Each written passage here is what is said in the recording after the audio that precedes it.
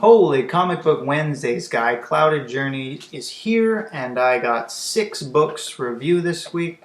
Really pumped. I got Saga, East of West, Ninja Turtles, Ultimate Spider-Man, Cataclysm, Deadpool, and Daredevil. So, going to be going through them in that order. If you guys want to skip ahead, and let's get to it. I know you guys don't got all day. You just want to know about the book. So there might be some spoilers in here. I'm just going to tell you what I read in the book and what I thought of it, so just a heads up. Number 1, Saga. Finally, we're getting back into some action on this book. It's been a little slow lately. They've been sort of stagnant in the same place. Both groups of characters, the Will, Lion Cat and his group, as well as Marco and the main guys there. But this guy, the Robot Duke guy, he finally showed up, and he's had a serious dialogue with the Cycloptic author. One of the best parts in this issue was their dialogue. They talk about what the opposite of war is. You might think it's peace, but he says, no, it's absolutely not peace. Peace is just a lull in the action before there's more war.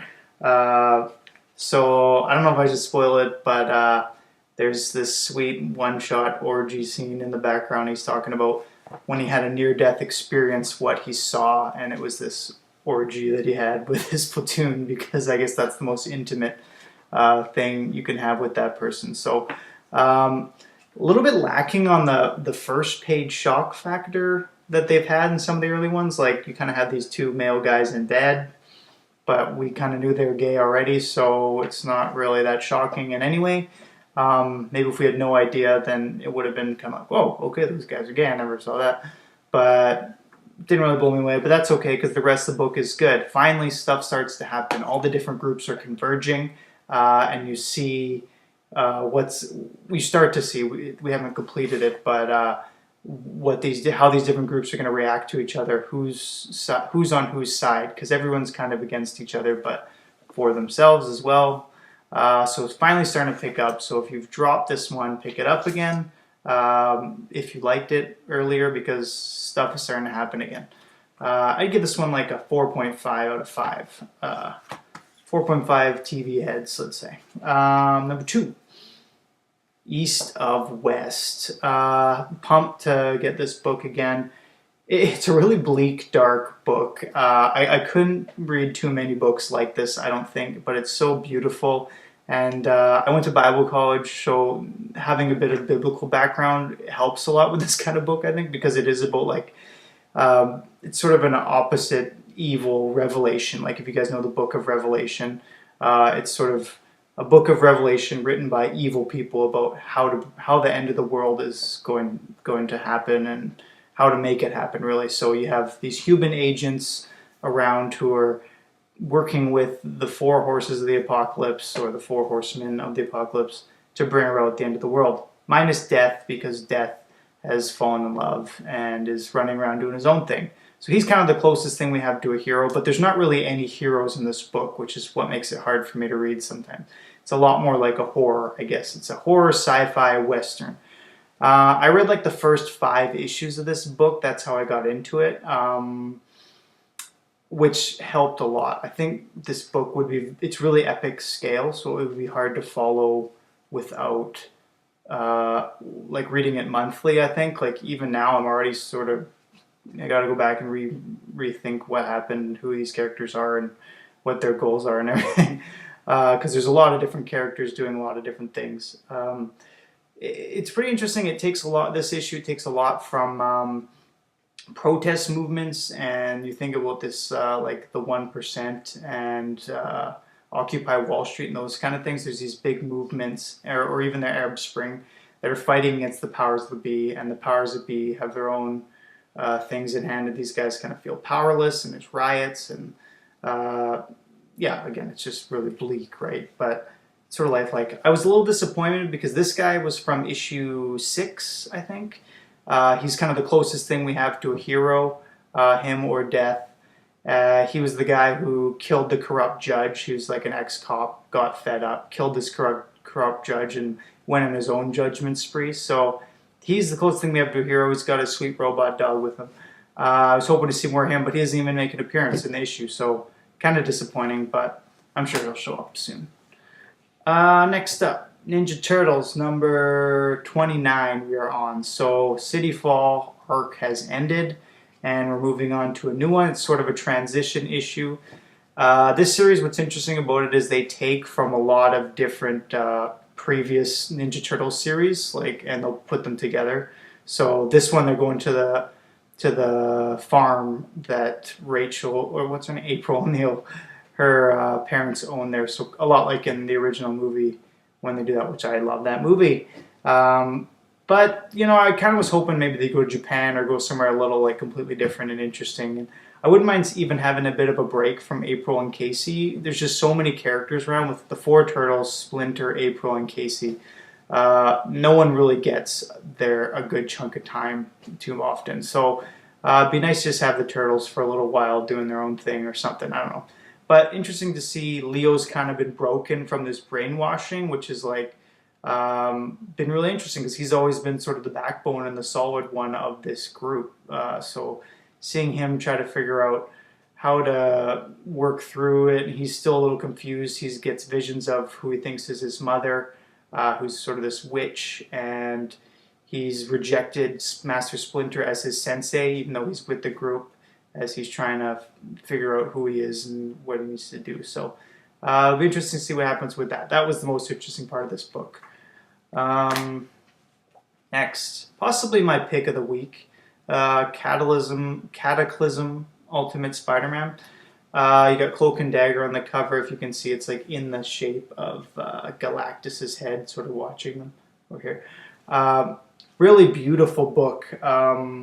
What I love about this book is how they capture Galactus here. He sort of mysteriously has dropped into this dimension, and they don't know who he is or what he's about. Obviously, he's some sort of threat, and he's causing some damage, but he's just sort of far off and mysterious, and they capture this really beautiful, daunting image of him. That's just frightening, but he's sort of far off, and you kind of have this chance to see him, and he's there, but you can just you feel the tension of the characters trying to deal with what this is and what's about while they're trying to help everybody as he's kind of leaving this wake of destruction behind him. They also do a really great job at showing off sort of the destruction and the panic and everything going on in the city, and you really get that sense that this is a big deal and there is a lot of problems in the city that needs to be dealt with. This is a major, major disaster happening, which to compare to say Batman, that's doing the year one where the city went all dark. Unless I didn't get all the tie-in issues, so maybe you get more of a sense. But in the actual Batman title, I didn't get a sense that this Gotham City was that bad off from all the lights going out, which you think everything would go nuts, right? So they do a really good job. One other last thing I want to mention. This is a bit of a spoiler here, guys. I'm going to show you the last page. Just a heads up. Miles Morales reveals to his father, because he's just trying to get him out of the city, who doesn't like mutants and those kind of things, that he's himself a superhero. I just love his face on this Miles. He looks mature. He looks grown up. This is a serious statement that he's making, and he's kind of got that look of he's not a kid anymore. He's got some experience on him. He's trying to help his dad, and hopefully his dad's not going to look at him like just a kid anymore. He's growing up. So he's been through some hard times, and you can see in his face, he just looks like he's maturing. And I thought that was really well done for that image. It really made it stuck out to me, and it made it feel like a powerful moment, which it is.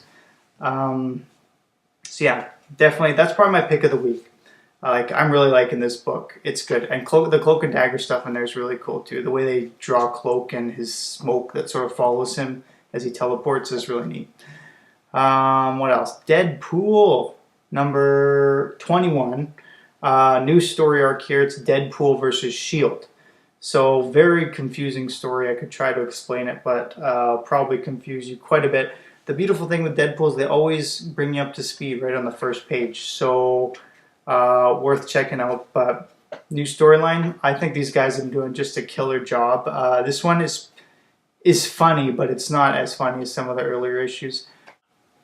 The funniest part about this issue is Agent Preston, who's living inside of Deadpool's head. wants to go see a Tyler Perry movie. And in the middle of the movie, Deadpool hates it so much that he shoots himself in the head so that they can leave. And then they end up leaving early. And it's pretty funny. If you know, Tyler Perry movies are pretty lowest common denominator, pretty dumb. So for a guy like Deadpool, who's himself a comedian really, and he's written by comedians, it's kind of a shot at sort of the lowest common denominator humor. But yeah, good book, good little battle with, what's that guy's name? Crossbones. Interesting storyline that they're setting up where he's going to be going against the Agent of S.H.I.E.L.D. There's a higher up guy who's sort of corrupt within the agency who's he's put a big bounty on Deadpool's head. So you got different mercenaries going after him, and as well as S.H.I.E.L.D. themselves. So you get a sweet sort of background group of agents helping him out who are led by Agent Coulson. So he makes a bit of an appearance. Not his first appearance in 616. I looked it up. I thought maybe it was his first appearance, Coulson, but it's not. I guess he appeared in 616. Oh, I can't remember the name of the issue. It was last year. I think it was a miniseries. Okay, last of all, Daredevil. So good. Like, it's just, you know it's going to be good. Every month it's good. Also, I should note, $2.99 book, $2.99 book, what else? $3.50 book, so $2.99 book. It's nice having $3 books. You can buy a lot more and you feel like you're not spending as much. You add that extra dollar to every book and your price tag just goes up so much. So we got to keep fighting for this $2.99. I'm not too into this $3.99 stuff. I cut books if they're not like a lot quicker because I just don't want to spend $4 on a book that's not really good. My standards are just, there's so much good writing out there that my standards have gone really up tied to. But sorry, Daredevil. Yeah, great story. Picks it up kind of where they left off. He comes back from finding that tome and he hangs out with Doctor Strange, who tells him he's going to research the thing and be careful with it. And Daredevil obviously has no fear, so he isn't that careful with it. There's a pretty good. It's a bit of a shot at old school Daredevil fans who don't like the sort of more happy-go-lucky Daredevil. On this page here, he talks about how he feels like this overwhelming sense of depression come over him, like he hasn't felt in a long time. And then he gets over it and he jumps off the roof and just goes for it. And the next scene we see, he's in a jog in the park with his ex-girlfriend here, goofing around and having a good time. So I like the modern Deadpool who's a little happier, or Daredevil, sorry. So I think it's kind of funny. For these old school guys, though, it's a bit of a shock because I know, like, I'm pissed about Spider-Man, and there's guys who are just as pissed about Daredevil. So Mark Waid's going to give him a shot as he's sort of winding down in his run anyways. But no, good book, great story, good act. He gets you feel things like you think someone's going to get killed and you're like worried, you're genuinely nervous that characters are going to get killed or not and they're saved the last minute, and I'm actually surprised. I don't know. It's whatever he does, it's really subtle, but it's really well done, and I just really I've really been enjoying Daredevil. I actually told my guy to drop it because my list is so long, and this run is ending, and I kind of jumped on so late that I don't feel like I should keep going with it, but I like it so much that I will probably just tell him I changed my mind and put it back on my list. But yeah, so those are my books for the week. Definitely great choices. As usual, I have really good taste in comics, so I know which ones are good. No, there's a lot of great stuff out there. That's the problem. But yeah, I liked all the books this week. My lowest choice would be Turtles, but I'm a Turtles fan, so I got to keep it up. Hopefully they pick that book up a little bit. Although that last storyline was good. Sorry, I'm rambling. Okay, guys. One last thing. I was on vacation in Mexico, and I was able to finish this book, Super Gods by Grant Morrison. And I'm going to be doing a little bit of a review of this book in a video, I think. Maybe tonight, if I feel like it, or I might go to bed and do it another night, another day, this weekend. But pretty good book. Not a perfect book, but definitely a lot of interesting, cool stuff in here. So I'm going to review it. If you guys like Grant Morrison or even just superheroes in general, definitely check this one out. So, and the review for it when I put it up. But yeah, okay guys, thanks for watching. Peace out. Merry Christmas. And you get a week off of comics. Like, that's going to be depressing. My store has a half off sale on Boxing Day, so I'm pumped I don't get comics next week because I'm going to be dropping a bunch of money on back issues. But and I'll definitely have a video for those up too. So if you're into the keys, they'll be coming. Don't worry. Okay guys, Merry Christmas again. Love you. Take care. Peace.